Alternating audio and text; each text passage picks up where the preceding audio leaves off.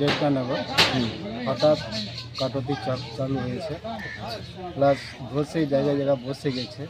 আমাদের যতগুলো দোকান পাশার ছিল সব নদীর তলে পড়ে গেছে, অনেক ক্ষয়ক্ষতি হয়েছে। কোন এলাকা এটা? এটা নারায়ণপুর মানিকচক। মানিকচক ঘাট। কতগুলো দোকান ধসে পড়েছে? মোটামুটি 50 থেকে 60টা। আচ্ছা, হঠাৎ করে কোনো কারেন্ট নাই, কিছু নাই, কোনো পানির কোনো স্রোত নাই, আচানক বসে গেছে। আচ্ছা, তাহলে কি মনে করছেন কেন এইভাবে হয়ে গেল? জল কি ভেতর দিকে বন্যার সময় যে জলটা গিয়েছে মনে হয় নিচটা মনে হয় যে হয়ে গেছে, মানে গর্ত হয়ে খুঁজে গেছে। আর এটা তো আচানক ব্যবস্থা, মানে সবাই জানি যে এটা হবে। আচ্ছা, কখন জানতে পারলেন এইভাবে? আমি প্রায় মোটামুটি রাত 2টা নাগাদ জানতে পেরেছি। আপনি কি ছিলেন দোকানে? না, আমি বাড়িতে ছিলাম। ফোন করলে এখান থেকে যে কাটতে চালু হয়েছে। কোনো কি মানুষজন ছিল দোকানে?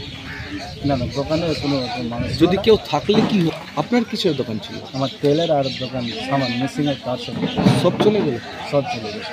আচ্ছা, এলাকা জুড়ে কেটেছে প্রায়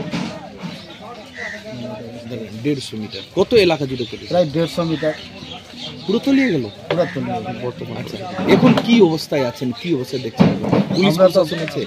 প্রশাসন এসেছিল, প্রশাসন এসে কি হয়তো রাত্রির অবস্থা, তো প্রশাসন আমাদেরকে টানার একটা সুযোগ দেয়। কেন দেয়? মানে পাবলিককে অ্যাকচুয়ালি কেউ মানে কি মনে করছেন এই যে ভাঙন হচ্ছে? আমাদের তো নিরুপায়, কোনো জায়গা নেই, কী করে খাবো, ওটাই আমরা চিন্তা ভাবনা করছি। তাহলে কাজ হচ্ছে না বলে এই অবস্থা? ভাঙন তো ওই তো 2000 কত সালে হয়েছে সঠিক জানা নাই, তার 2008-এ হয়েছে। তারপরে এখানে কোনো একটা কাজ হয়নি। ভাঙনটার কাজ হলে কি এরকম হতো না, মাঝে এই করবেন এই যে হঠাৎ করে? এটা তো